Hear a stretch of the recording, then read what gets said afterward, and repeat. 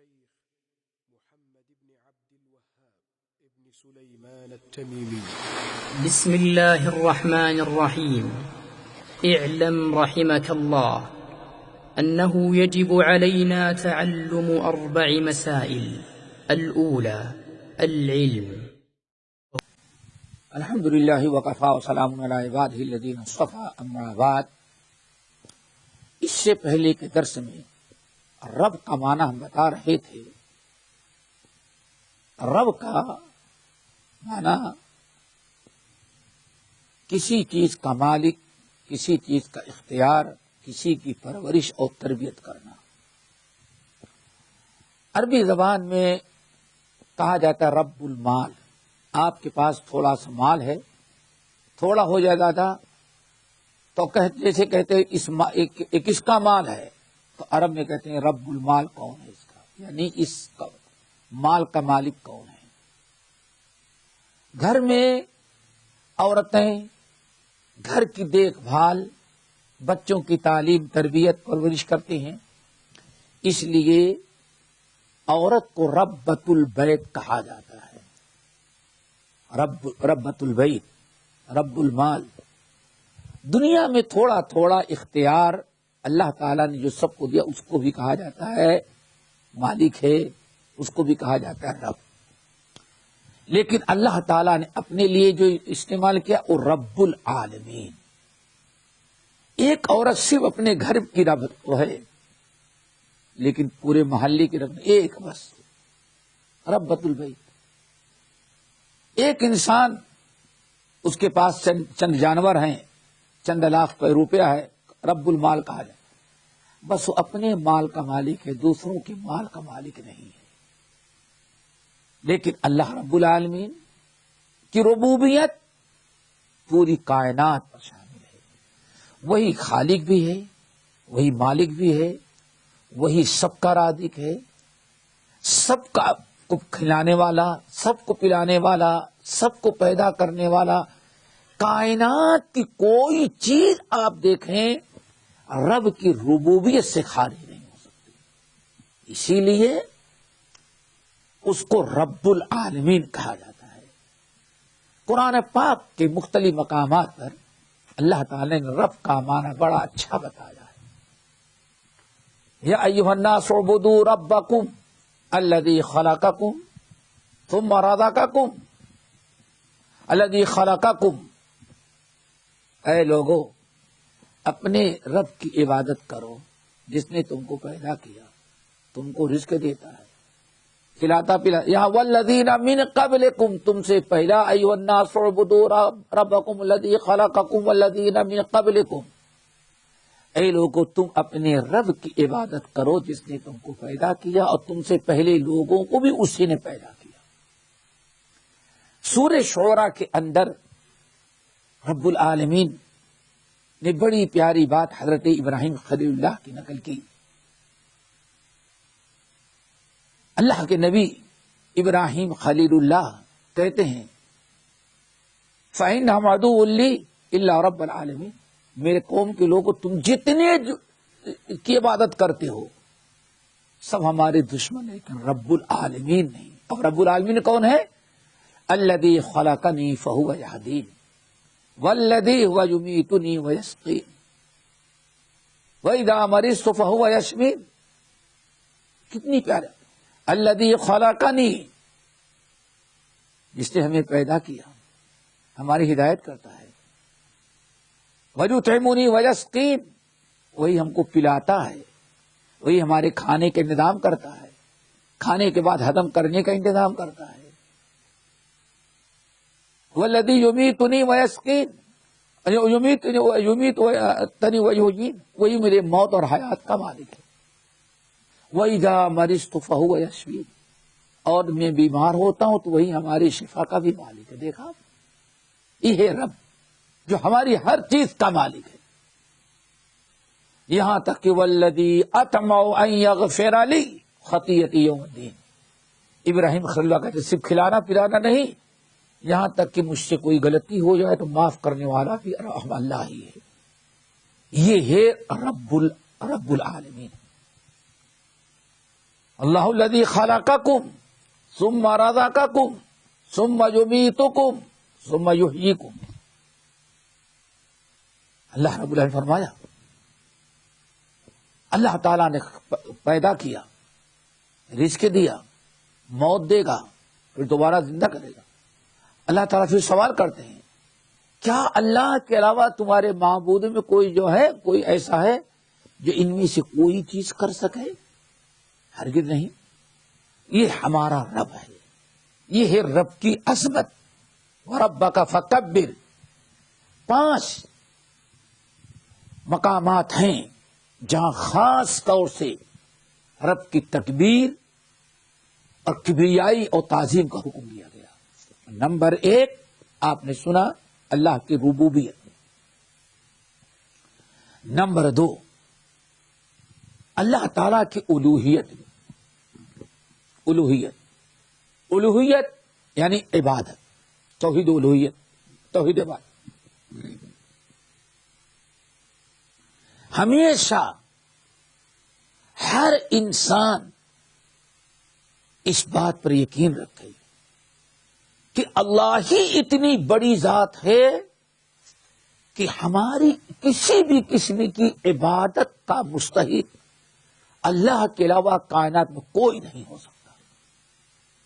ہماری ہر قسم کی عبادت، مالی، بدنی، قولی، فعلی، قلبی، لسانی، جتنی بھی عبادت ہماری چھوٹی بڑی ہو، سب کا مستحق اللہ وحدہ لا شریک ہے.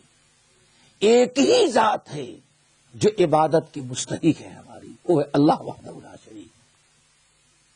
یہ ہے وَرَبَّكَ فَكَبِّرْ کا دوسرا مقام کہ اللہ کی عبادت میں اس بات کا اقرار زبان سے ہو، یقین دل سے ہو، عمل سے ثابت کریں کہ واقعی وَرَبَّكَ فَكَبِّرْ، ہم اپنے رب کی عظمت بیان کرتے ہیں کہ رب کے، ہمارے رب کے علاوہ کوئی عبادت کا مستحق. الحمدللہ وکفی وسلام علی عبادہ الذین اصطفی. اما بعد، یہ ہے توحید کے اندر، توحید الوہیت میں رب کی عظمت کا اقرار کرنا، اعتراف کرنا. اور اسی چیز کے لیے، اسی عظمت کے پیش نظر اللہ کے اسلام نے ہمیں حکم دیا لا تشرک باللہ وَإِن قُتِلْتَ أَوْ حُرِّقْتَ. اللہ کے ساتھ کسی کو شریک نہ کرو اللہ کی الوہیت میں اور عبادت میں، اللہ کی ذات صفات میں. گرچہ تمہیں آگ میں جلا کر کے راکھ کر دیا جائے، بنا دیا جائے، یا تمہیں کاٹ کر کے تمہاری بوٹیاں الگ کر دی جائیں، لیکن اللہ تعالیٰ کا یہ حق نہیں چھوڑنا. یہ دوسرا مقام ہے. قرآن پاک میں اسی چیز کا حکم دیا فَصَلِّ لِرَبِّكَ وَانْحَرْ. آپ اپنے رب ہی کے لیے عبادت کریں اور رب ہی کے لیے قربانی بھی کریں. سورۃ الانعام کی بڑی مشہور آیت قُلْ إِنَّ صَلَاتِي وَنُسُكِي قُلْ إِنَّ صَلَاتِي وَنُسُكِي وَمَحْيَايَ وَمَمَاتِي لِلَّهِ رَبِّ الْعَالَمِينَ لَا شَرِيكَ لَهُ وَبِذَلِكَ أُمِرْتُ وَأَنَا أَوَّلُ الْمُسْلِمِينَ.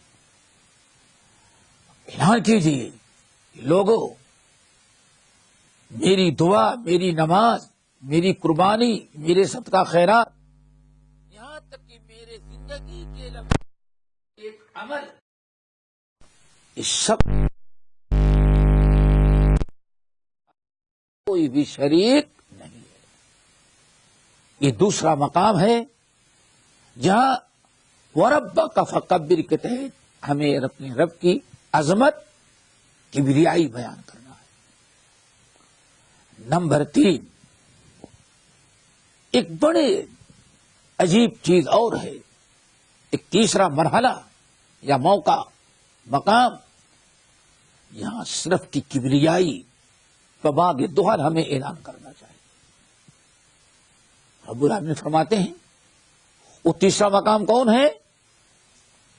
یہ ہے کہ اللہ تعالی کائنات میں سب سے بڑا، اللہ تعالی جیسی کوئی مخلوق نہ ذات میں ہے نہ اس کی صفات میں ہے، اور نہ اس جیسا کسی کا نام ہے۔ اللہ تعالی کی ذات اور صفات میں اللہ کی کبریائی بیان کرنا، جیسے کہ اللہ تعالی جیسے اپنی ذات میں وحدہ لا شریک ہے، ایسے ہی اللہ تعالی اپنی صفات میں بھی وحدہ لا شریک ہے۔ اللہ جیسی کوئی ذات نہیں تو اللہ تعالی کی صفات جیسی کسی مخلوق کی صفات بھی نہیں، خوبیاں بھی نہیں۔ بہت ساری چیزیں ایسی ہیں، ایسی صفات جو اللہ میں پائی جاتی ہیں اور بندے میں بھی اللہ نے وہ صفات رکھی ہے، لیکن دونوں کی صفات یکساں نہیں۔ مثلا اللہ تعالی سنتا ہے، سمیع علیم ہے، سمیع بصیر ہے، سنتا ہے، دیکھتا ہے۔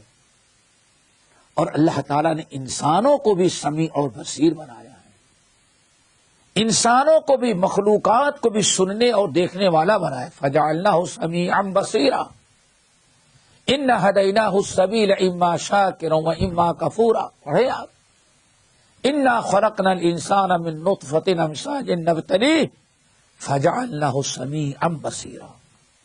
ہم نے انسان کو پیدا کیا، انسان کو سننے والا بنایا، سمیع بھی بنایا اور بصیر بھی بنایا۔ ایسی بہت ساری مخلوقات، سارے جاندار، اس اللہ نے کان دیے سننے کے لیے، آنکھیں دیا دیکھنے کے لیے، لیکن وَرَبَّكَ فَكَبِّرْ، ہمیں یہ ایمان اور عقیدہ رکھنا ہے کہ ہاں سننے والے تو سارے انسان، سارے چوپائے جانور ہیں، لیکن اللہ جیسے سننے والی طاقت کائنات میں، اللہ جیسے دیکھنے والی طاقت کائنات میں کسی مخلوق کو اللہ نے نہیں دیا ہے۔ اسی لیے رب العالمین نے فرمایا لَيْسَ كَمِثْلِهِ شَيْءٌ، اللہ سننے اور جاننے والا ہے، انسان بھی سننے اور جاننے والا ہے، لیکن اللہ جیسا سننے والا، اللہ جیسی خوبی اور صفات رکھنے والا کائنات میں کوئی نہیں ہے۔ تو اس بات کو اللہ نے فکبر میں شامل، وَرَبَّكَ فَكَبِّرْ، آپ اپنے رب کی کبریائی بیان کریں۔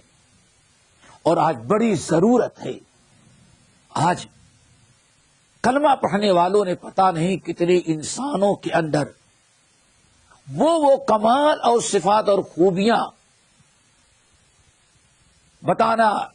بتاتے ہیں اور اعتقاد رکھتے ہیں جو اللہ تعالیٰ کے ساتھ مخلوق ہے، اللہ تعالیٰ کے ساتھ خاص ہیں، اللہ تعالیٰ کے ساتھ مخصوص ہیں۔ وہ خوبیاں، وہ صفات کسی کائنات کسی اور کے اندر نہیں پائی جاتی، صرف اللہ کے اندر پائی جائے گی۔ لیکن کچھ لوگوں کا عقیدہ یہ ہے کہ یہ ایسا ہے، مثال کے طور پر خالق مالک اللہ کے علاوہ کوئی نہیں ہے، کائنات میں کوئی مخلوق ایسی نہیں ہے، بڑی سے بڑی ذات، فرشتے، نبی، پیغمبر، ولی، پیر، فقیر تک کہ دنیا کی کوئی ایک مخلوق پیدا کر ناممکنات میں سے پیدا ہے۔ اسی لیے اللہ نے فرمایا ھذا خلق اللہ، کائنات میں جہاں جو چیز دیکھو اللہ کی مخلوق ہے۔ تم دکھاؤ کہ جن کی تم عبادت کرتے انہوں نے کس چیز کو پیدا کیا، ناممکنات میں سے۔ اسی لیے اگر کوئی شخص اس بات پر عقیدہ رکھتا ہے کہ فلاں انسان، فلاں ولی، فلاں پیغمبر بھی ہر چیز دیکھتا ہے، ہر چیز سنتا ہے، ہر چیز پر اختیار رکھتا ہے، تو اس کو شرک کہا جاتا ہے، جو اللہ تعالی کے صفات میں کسی کو شریک کر رہا ہے۔ اسی لیے اس کو اچھی طرح سے یاد رکھیں۔ آج اس دور میں بھی وَرَبَّكَ فَكَبِّرْ، آپ اپنے رب کی کبریائی بیان کریں۔ ایک شکل یہ بھی ہے کہ ہم بابا کے دوہل اعلان کریں اللہ کے علاوہ کوئی بھی خالق مالک نہیں، اللہ کے علاوہ کوئی بھی شفا دینے والا نہیں، اللہ کے علاوہ کوئی بھی داتا نہیں، اللہ کے علاوہ کوئی غوث نہیں. اللہ تعالیٰ کی صفات میں تھوڑا سا بھی کسی نے اللہ کی صفات کو کسی مخلوق نے سمجھا، انسان شرک میں مبتلا ہو جاتا ہے. اس لیے وَرَبَّكَ فَكَبِّرْ، اپنی رب کی کبریائی بیان کرے.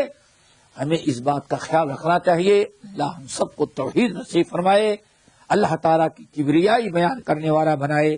اقول قولی ھذا واستغفر اللہ من کل ذنب واتوب الیہ.